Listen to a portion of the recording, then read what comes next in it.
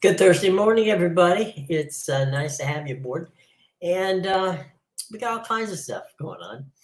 The ACC has not yet decided what they're going to do with Stanford, Cal, and SMU, although Pete Thamel, our buddy from Yahoo Sports, seems to think that it's coming soon. So it's not an if, it's a when at this point, I think. And so we'll see how that comes together. I had an opportunity yesterday to chat with the NBC crew that's going to be doing Big Ten football, and Todd Blackledge has been a friend for a long time. Todd, of course, Penn State grad, and he's been on CBS, he's been on ESPN, he's been on just most of the networks now, and he's now the guy who we will be seeing on the NBC show. So that's gonna be fun. So 100% you want to be paying attention to that, and we will be watching there too. So the crew for NBC's football games is going to be Noah Eagle. Now, Noah is the son of Ian Eagle, Todd Blackledge, and Catherine Tappan. Noah, by the way, this week will be in Ireland, where he'll be doing the Notre Dame game against Navy. So he will be back for the second, which of course is West Virginia and Penn State, and that's used to be a rivalry a long time ago. But here we go. Good morning, KJ. What you got going? Good morning.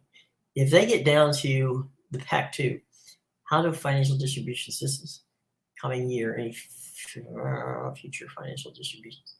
Okay, the way it usually works, and this is what I've seen, the distributions, even for the schools leaving, okay, there's a staggered time of, I think, about 2 or 3, maybe even 4 years, where they get what's called units, and that's what the NCAA calls them.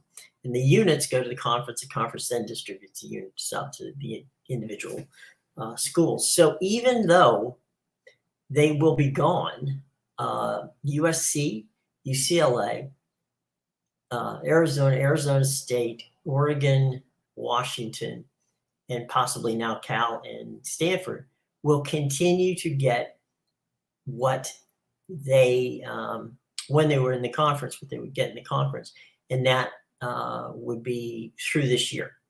Then they wouldn't get any more, because that if it works out that Oregon State and Washington State are the only two staying, and they're not going to rebuild the conference, they would get an extra 2 years. So potentially, given what's all going on, Washington State and Oregon State would be able to walk away, splitting give or take maybe $150 million. The rest of the money goes to the problems that they had with the Comcast situation. So that's about $50 million. There's a suit going on with the Holiday Bowl, which I'm not sure whether that is strictly going to be a PAC problem, or that's a PAC problem with the UCLA problem. So I'll have to do a little more research on that one. But basically, the PAC would probably go away, at which point in time the monies would be paid out to the universities.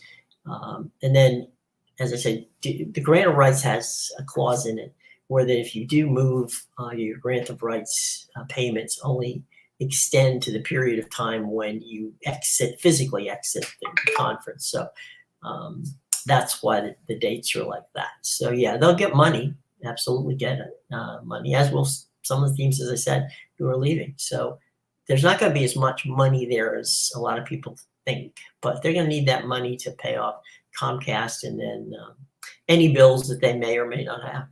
So we'll have to see how that works out. But it's a good question, KJ. We'll have that. I'll do a little more research, but I think I can't give you the exact dollar figure, but I'll be back and bring some more to it. Okay. If FAU leaves the ACC, the backfill, they could backfill. I don't know if that's the plan, because they could play this. Depends on when SMU needs to get out. My guess is, if it were me, it's not, but if it were me, I would say Liberty, App State, or Georgia State. Any one of those three would be a good ad. Liberty might be a little polarizing because it's a religious institution, much like Notre Dame and BYU, which is why it took them so long, to get into a conference. Army has been offered opportunities to join the American. They've turned them down. Army likes playing as an independent, and they do play football as an independent. And they play all their other sports in Patriot League, which is the same thing that Navy does. Army and Navy play in the Patriot League for all their Olympic sports, but they play football. Army as an independent, and Navy as a member of the American. Liberty could be a sleeping giant if they're willing to take that on. App State has always been, a quality program, and in many ways, App State is like East Carolina, right? I mean, there's a lot to like about how they've been giant killers, and they've been really solid in the conference over a period of time. So that would be a bad thing. Georgia State, that's kind of like a up and coming school. It's a commuter school in Atlanta. The Atlanta area is pretty much saturated at this point, of course, with the University of Georgia, and then of course Georgia Tech. So I would be, if it were me, I would probably list it 1 through 3. If I were picking, I would list Liberty 1, App State 2, and then Georgia State 3 if they had a backfill. So that's where I'd go with that. What do we got here? Okay. Okay. We just basically the same question. Sorry. Yeah, that's where we would go with it. It looks very much like now that Stanford and Cal and SMU are going to get into the ACC. There's just some things going on here that take a little time, and they're working on it. Interesting interview, and I will. I'll put the link in the show later, and you guys can come back and look at it. I don't know if you saw it. Dan Patrick did an interview with Jack Schwarbuck. Jack's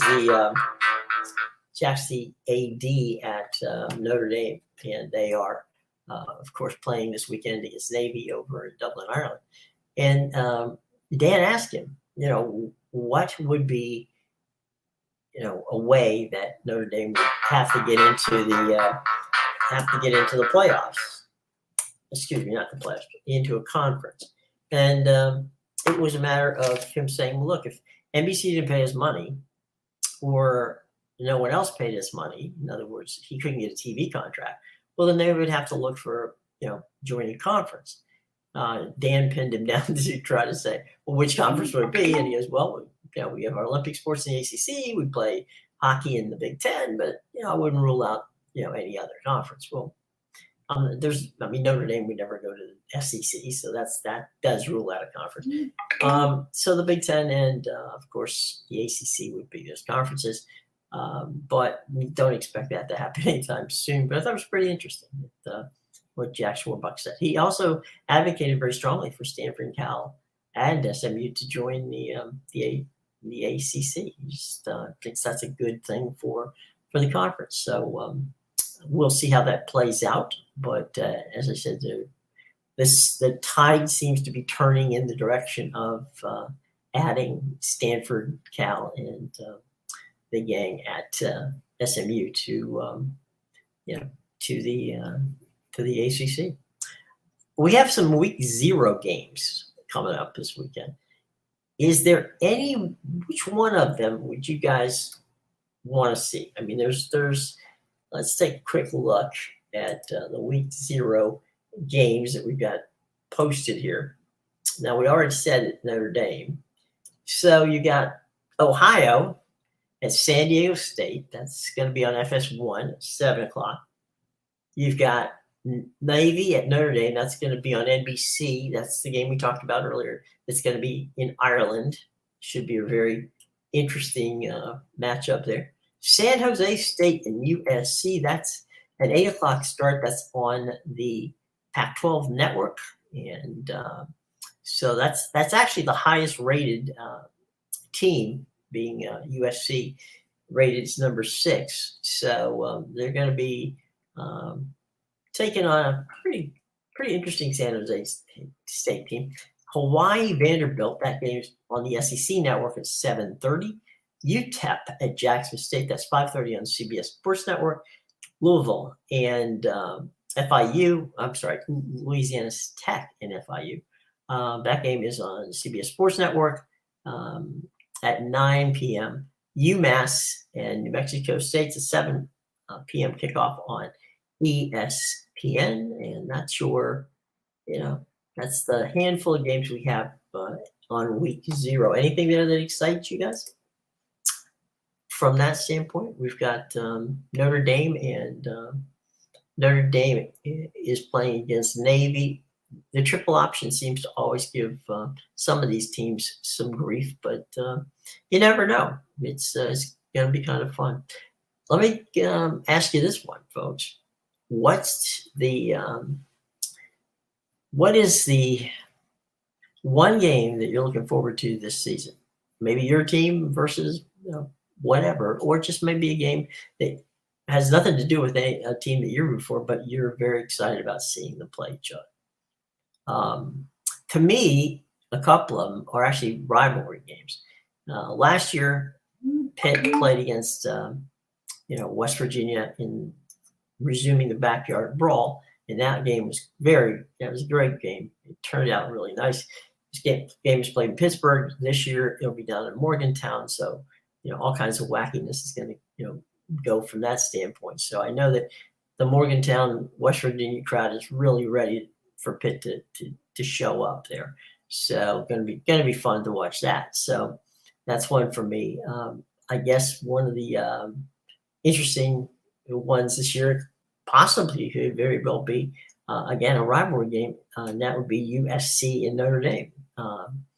If USC is as good as the pundits seem to think they are, and Notre Dame is as good as the pundits seem to think they are, you could have two teams that at that point could be playing for a playoff berth in the CFP.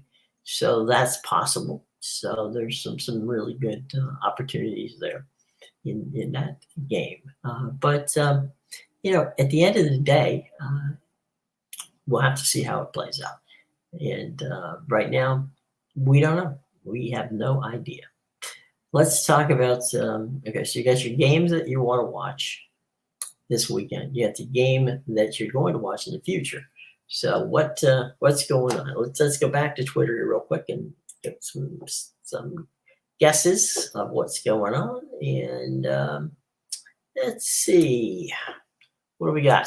Questions. Tongus says, this may be a high legal maneuvering, but it'd be interesting to see how change the circumstances could give a legal challenge to a grant of rights if they add people to it. BJ has a situation where he says that television money isn't based on wins and losses, it's based on viewership. Even during a 4-year stretch, that was the worst stretch in 4 years, resulting in fewer primetime games. FSU still dominated the only thing that matters, and that, of course, is the TV viewership in the ACC. I don't think that anybody's arguing about whether or not they've got a good value, but it's a matter of how they're approaching it that I think most people are kind of tired of, but we'll see. Hey, Buckshot, good to see you, buddy. And also good to see you, Greg. Flying from home in Scottsdale to Charlotte to see, South Carolina next weekend. That'll be good. Meeting your brother there from the Carolinas. That's going to be that should be an interesting game, Greg. glad that you get to, get a chance to go back to Charlotte, see the family, and you and your brother get to go to the game. It's going to be fun. I'm sure that's going to be one of the games you want to see this year. And we've been talking to everybody about games that they want to see this year. Now, maybe a game that you have, like in this case, South Carolina, North Carolina, where you have a bit of a rivalry game. But what about what games on the slate are games you guys want to see? Because we definitely have a lot of games this season. There are going to be some fun games. So thanks, Greg. That's good luck on flying home and enjoying that with your brother. It's going to be a good game next week. Does the AAC have a chance? They do. They do very much have a chance. I've spoken to people around the American, and they very much thought it would be a good idea to try to get Stanford, Cal, and Washington, Oregon State into the American. Obviously, it looks like that's not going that way. But both the Mountain West and the American are going to take a very strong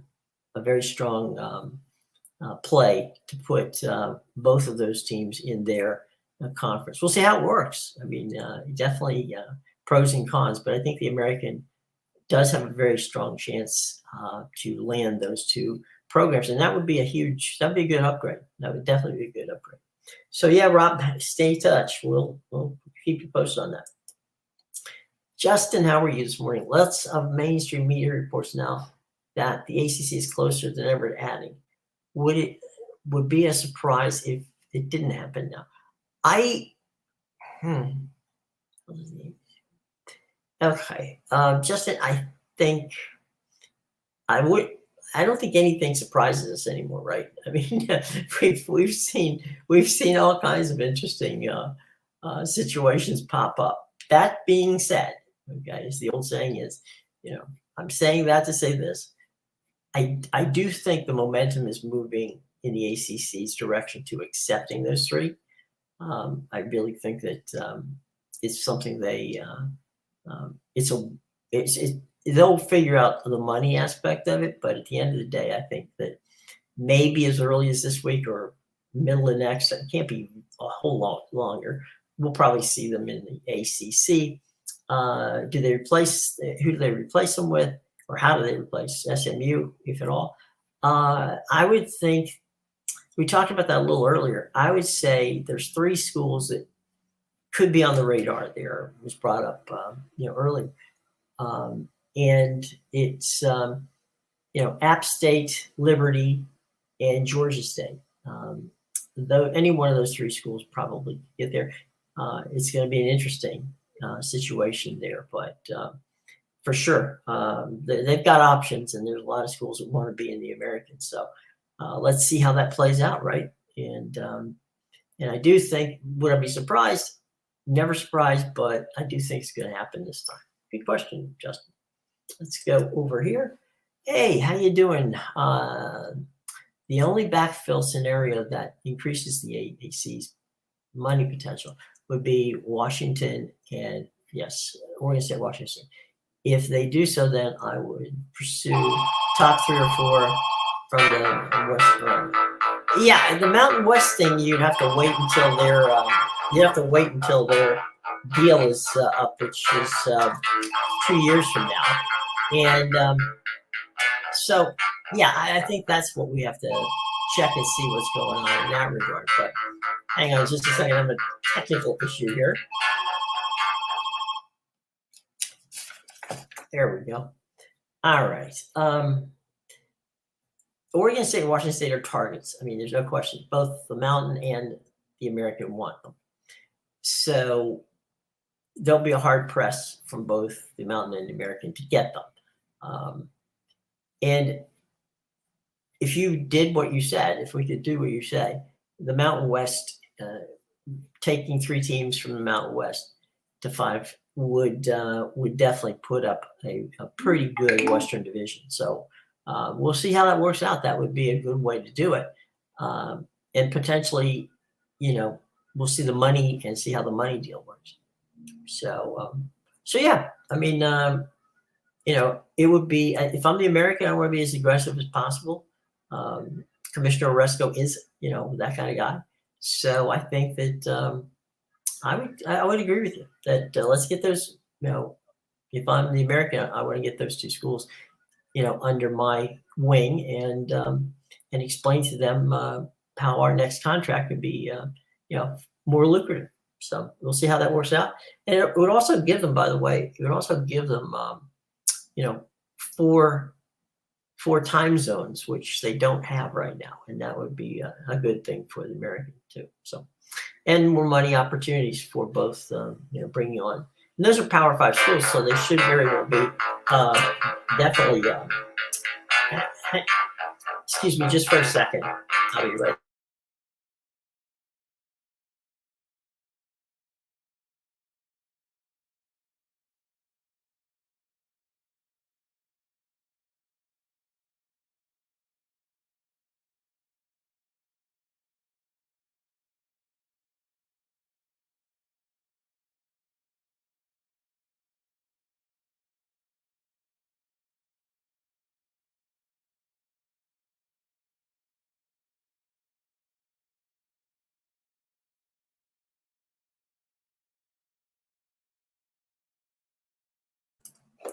Sorry about that, gang. I apologize. Let's see. So yeah, we were right there. All right, here we go on to the next one. And the question is, the only thing I've learned in the last month is expect the unexpected. Absolutely. That is really the truth. And there's no such thing as logic anymore. Yeah. There, I mean, it's bizarre. Um, I mean, teams that, um, teams that from a regional standpoint have for years been, in the game, so to speak, aren't anymore, and it's just things that you're used to. I mean, nobody likes change, okay, unless it's something that's changed for the good.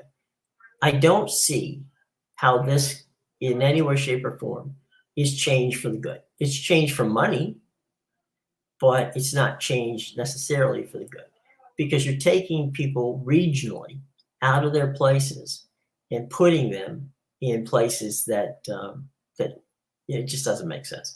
It doesn't make sense for you know teams from the West Coast to go all the way to the East Coast to play sports. It doesn't make any sense whatsoever. But it's being driven by the concept that we have a national conference now because that's what the Big Ten is, and the SEC stayed true to its footprint for the most part. The one outlier being Missouri, but for everything else, it's pretty much the same footprint. And I think it's really kind of an odd way to go, and it's going to. I don't know that it's going to kill college sports, but it's not going to help it when you have to go from Los Angeles to New Jersey to play to play a baseball game. That makes no sense whatsoever.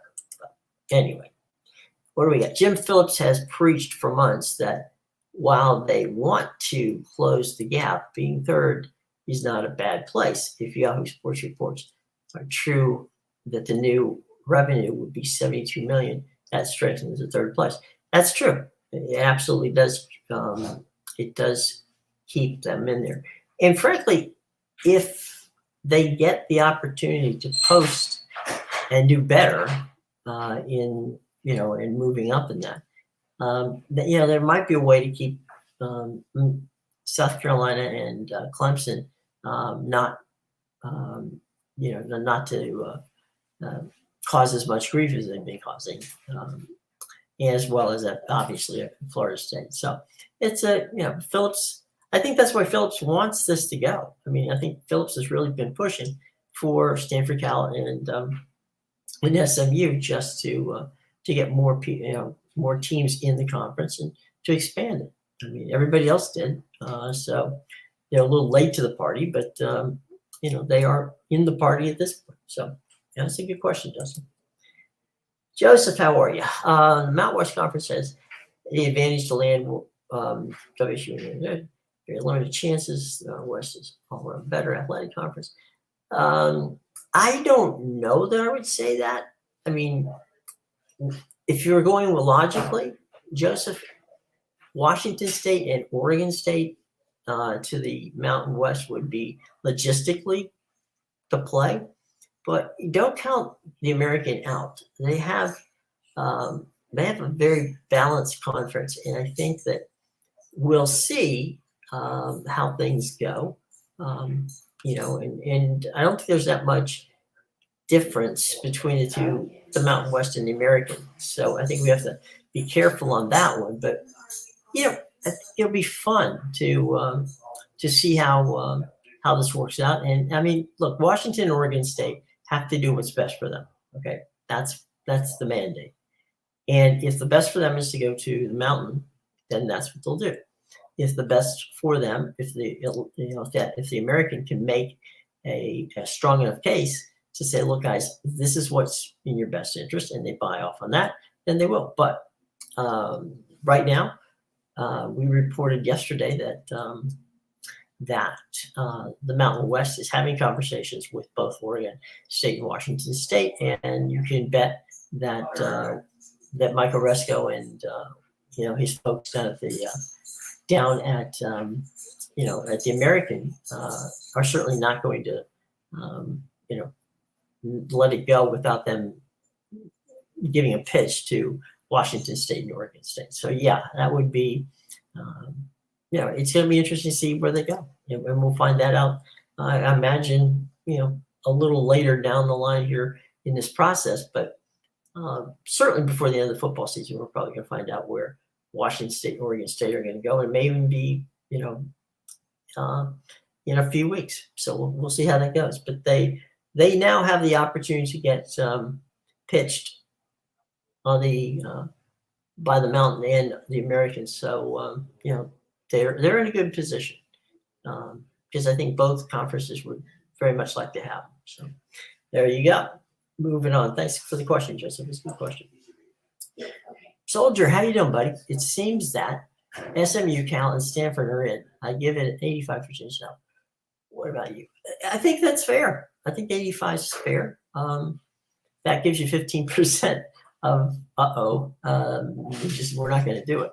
So yeah, I think 85% is a fair share. I think that percentage is there. And I would have, we probably yesterday or the day before may have looked at it and said, maybe it's a 50-50. But I do think now that the tide has turned and that it's heading in that direction. So yeah, Soldier, I'm with you. 85% sounds about right. Justin, serious question. If these additions happen, does the ACC change their name? American Coastal Conference, the Gulf Pacific, Gulf Atlantic. There was it's interesting, Justin, that last summer there were serious conversations that George Kliavkoff, who was the Pac-12, who he still is the Pac-12 president and not the president, I'm sorry, commissioner, and Jim Phillips at the ACC, of talks about merging the two conferences, and that was going to be the Pacific and Atlantic Conference, so they could keep the PAC, the PAC together, the PAC together. And that was actually a name dreamt up by the president of the University of North Carolina.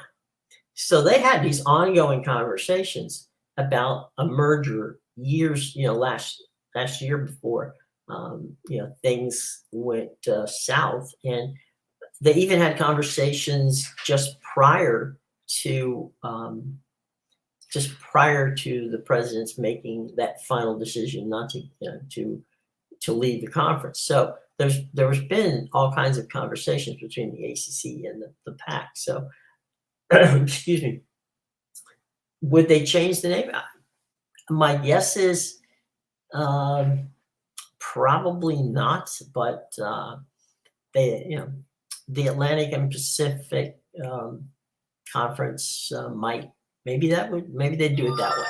Maybe they'd change it that way. But it doesn't make sense no more than it makes sense that the Big Ten has 16 teams. So what are you going to do, right? But good question, Justin. Okay, Robbie, what you got for me? I'm confident ESPN would help. Yeah, I wouldn't be surprised that they would. They've got a pro rata deal. Pro rata deal would, if we were to bring on, say, a Liberty or something like that, would not give them the full share, which is $7 million. $4 to $5 million is what the Mountain has. So I think they might get, I'm going to agree with you on this, Rob. What they might do, Rob, is they might bump it and say, look, it's going to take us 10 or 12 to get them. And so maybe ESPN would give the American the money to spend in the investment of two new teams, and the two new teams, because they're Power 5 teams, might command a higher dollar, and they may be willing to pay it. So keep an eye on that. But yeah, that's a good one, Rob. We'll see. What do we got here? Hey, Jerry, how you doing? Please call me Jim. Just boom. Love your sports. Without agenda. Thanks for.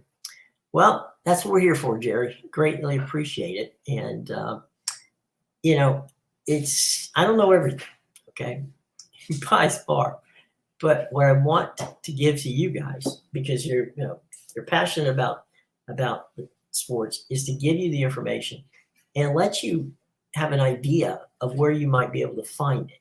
Okay, if it's not from me, I will give you links and tell you where these things are coming from, rather than just trying to give you. I know a lot of people, tout, well, exclusively here we heard that, or my sources tell me. Whatever I give you is going to be from credible people who know what they're talking about. And, it's always a good thing to do is to surround yourself with smart people. And they will help you, they'll help you in times of interesting and need when you want to try to answer questions. So it's really going to be fun. I appreciate what you guys are doing, because you ask good questions, and I think we learn from each other as we do this. And story I'm going to be working on soon with. Yesterday, I spoke to Todd Blackledge. Todd's going to be the analyst for this year's primetime game for the Big Ten on NBC. And Todd played, of course, at Penn State, and they're going to be playing West Virginia. That's going to be on the 2nd of April. I'm sorry, 2nd of April, 2nd of September. So it's coming up next week. And I think everybody's going to be very excited to see, the rekindling of a rivalry that really, Penn State's rival was Pitt. But if there's a second rivalry, it would have been West Virginia. They used to, when they were independents, used to play each other. So quite a bit. And there's even more of a fun story to this, and I will get into it with Todd, and share it with you guys. And that is that Jeff Hostetler and Todd were both basically recruited to Penn State. They both tried out. Blackledge got the job. Hostetler didn't. Hostetler went to West Virginia.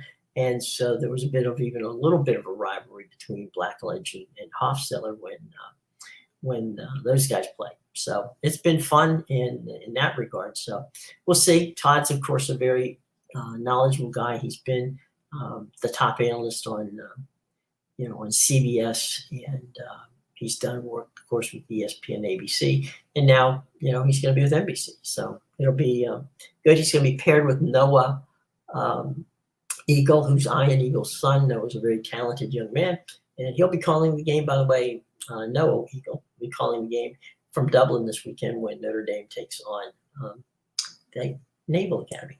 So what do we got here? Do you think the ACC should continue to expand after Calvert and SMU?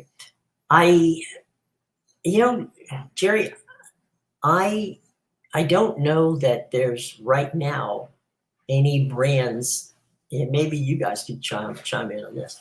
Are there any brands that's going to bring more value to the ACC? And I say that because the ACC is so spread out on the coast, which is that situation for them. Where do you go to get the teams that are going to add you any value? You can't go to Florida because they've already got two teams in Florida. They've got Georgia Tech in Georgia.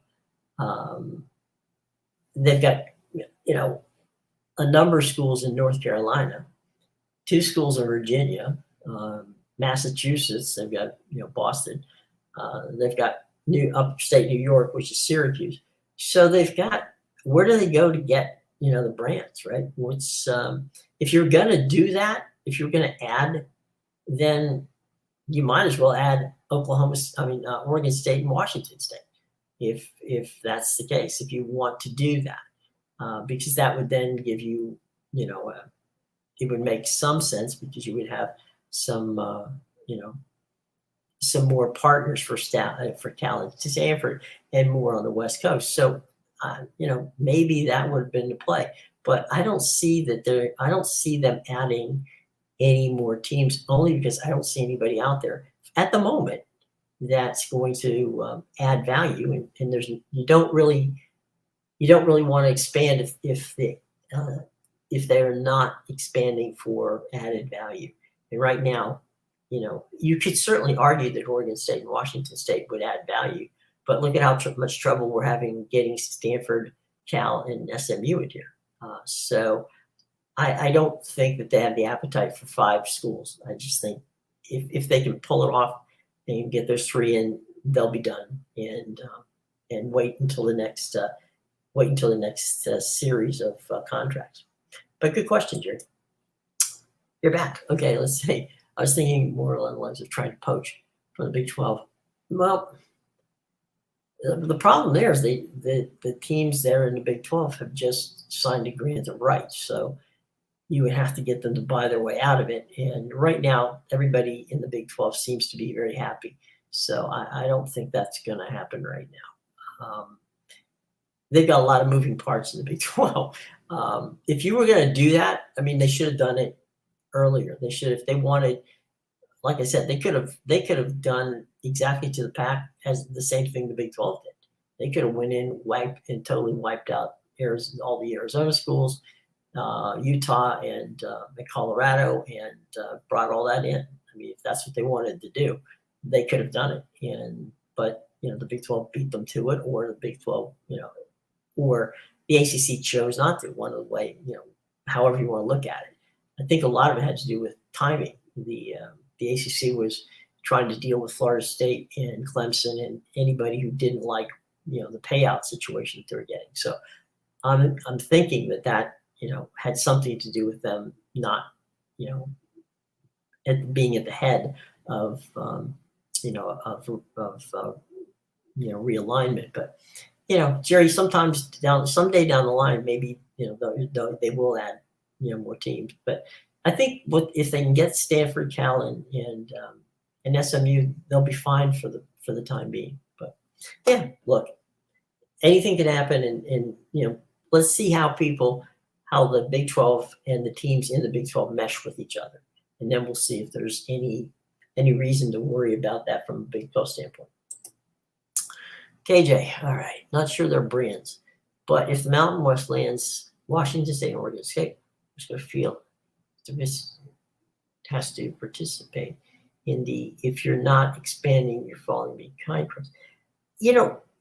But KJ, they did add teams. Remember, they backfilled when UCF, Cincinnati, and Houston left. So they did expand.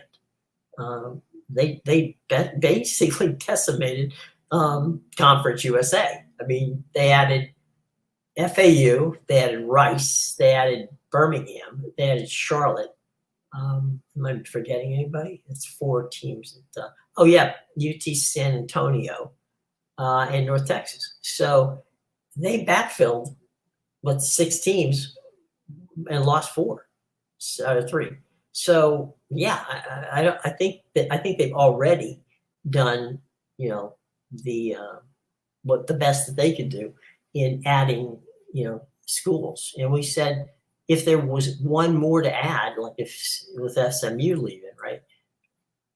We talked about Appalachian State. We talked about um, Liberty. We talked about Georgia State, which is in Atlanta, all being candidates for that one spot. But yeah, I mean, um, I think Resco and the American did what they had to do, which was backfill, and they backfilled with more just in case they lost more. So we'll have to see how that plays out. But yeah, I mean, they added Birmingham, Charlotte, Rice, UT San Antonio, and FAU.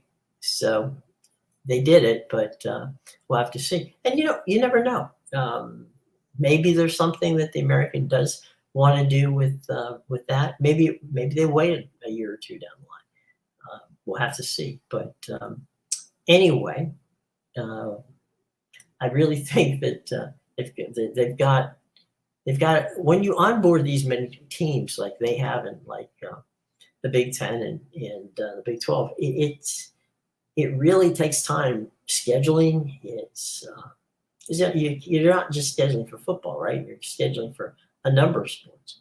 So you've got scheduling, you've got travel, you've got all that to get together.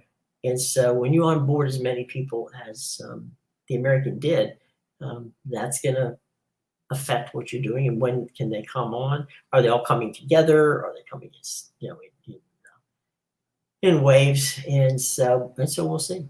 So definitely it's a very interesting thing, and it's a good question. Good question, KJ. Trevor, what do you got for me? They'll need to poach from any Power 5 conference, the Big 12 being most likely, or somehow Notre Dame needs to become full-time. The Jack Swarber, the Notre Dame athletic director, was on Dan Patrick. I recommend that you check it out on YouTube. He talked about, Dan asked him, would there be a way where Notre Dame would be forced to join a conference? And Swarberg said that yes.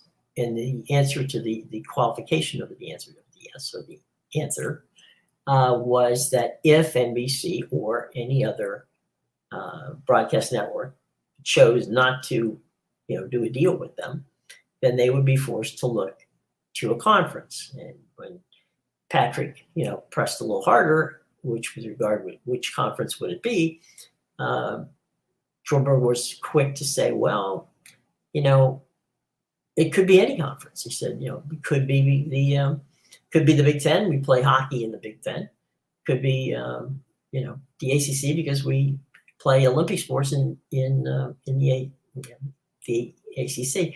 And then he kind of alluded, well, it could be the SEC, but that's not going to. Notre Dame to the SEC is not going to happen. So yeah, I mean, he laid the option out. Now, that being said, Pete Bavacqua, who is president of NBC Sports right now, is going to be leading that post, and he's going to be, the athletic director at Notre Dame.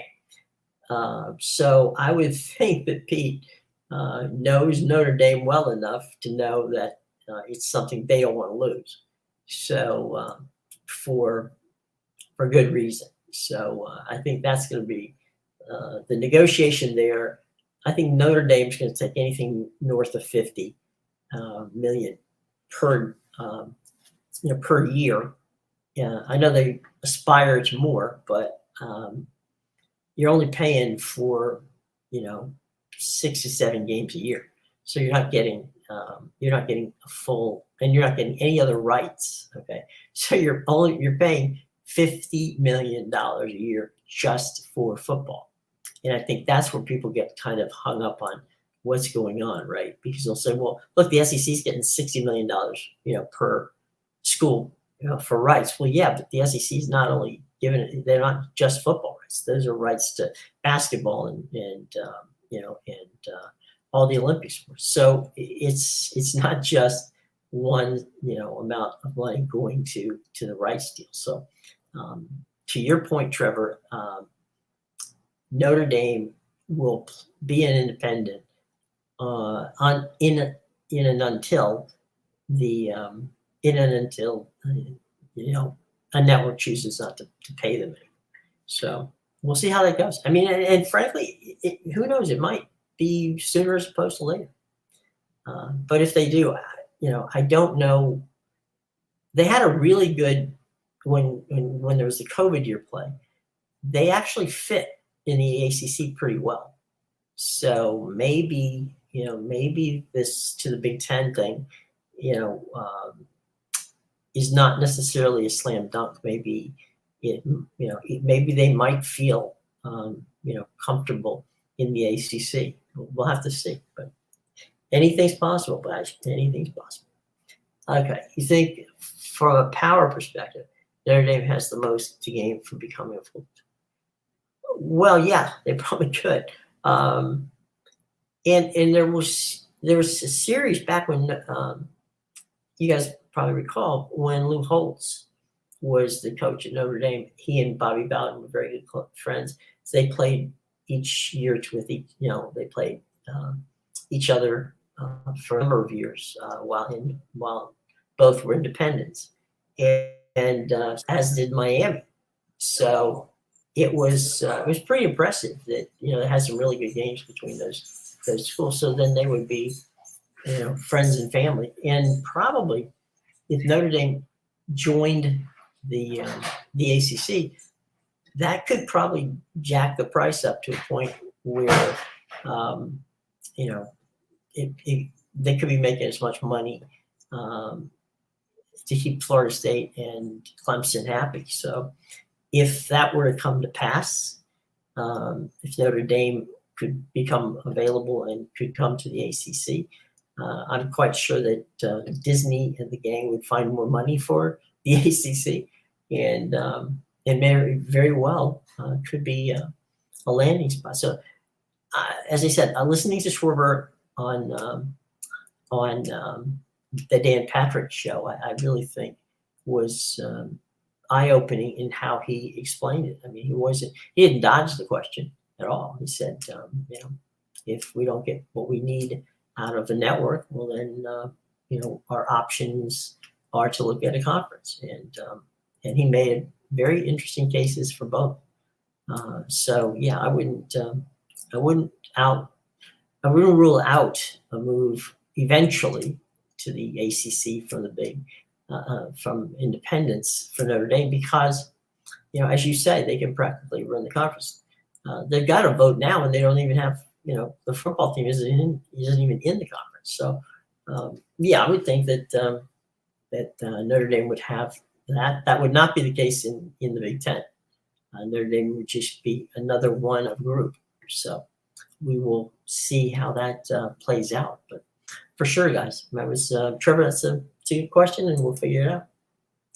All right, boys and girls, we're getting close to the end today. If you have any other questions, please bring them on. We've got time for one or two more. Then also, if you do me a favor, and that is subscribe, hit the bell, and like us, that would be a great help to all of us. And really, some really great questions from all you guys here today. And we have for tomorrow, we'll talk a little bit more about this, but also start talking about some actual broadcasts of games. We'll talk to you about who the announcers are going to be, what the games are, and where they're going to be played, where you're going to be able to find them. And so we'll give you all that TV Insight stuff tomorrow on the Friday show. It's always going to be a TV centric show where you can find it, whether you want to stream it, whether you want to watch it on linear television or watch it on your phone. We will show you how to and tell you how to do it. Then we'll start bringing in some of our guests, which will be some broadcasters and some directors, producers, and folks who are involved in how this stuff all works out. Okay, so we got another question, KJ. If Washington State and Oregon State don't do something very soon, how are they going to find teams to play in 2024? That's a good question. I would think that they might be able to, if we're talking about, let's say they meaning Washington State and Oregon State, say we need a little. Remember, the NCAA gives them 2 years to reform a conference. Not reform it, but add to it to get to 8. They could potentially say, well, look, we're going to come to the Mountain West, or we're going to come to the American, but we need some time. Both conferences need time, as well as the 2 institutions need time to put all that together. Okay, they could then do a short-term scheduling deal where the Mountain West would put up the number of teams.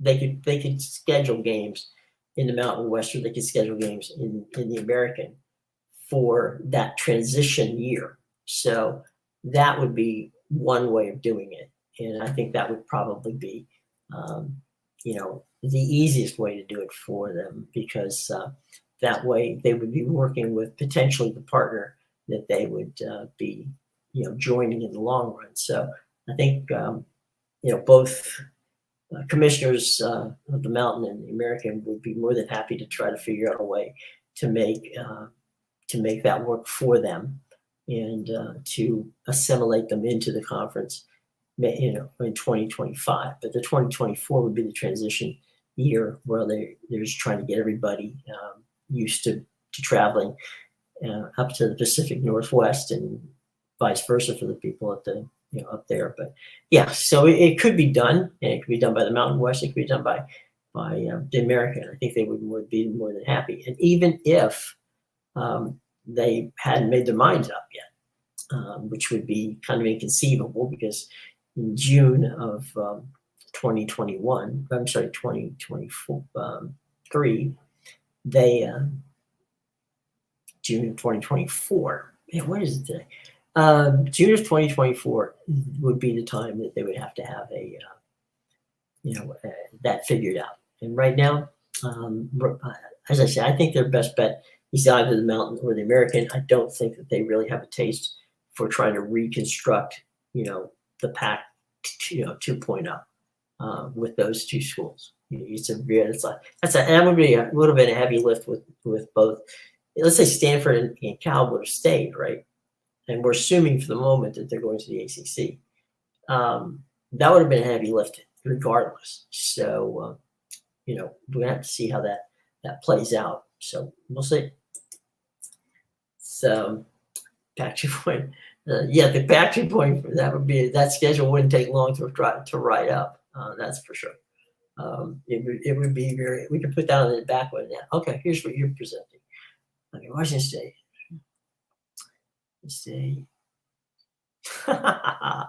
That's a good, okay, fine. That would work, right? Okay. Yeah. Makes it simple. And look, you're just basically playing. Yeah, they would. That would be a good one. That's a good one. Tell you what, folks.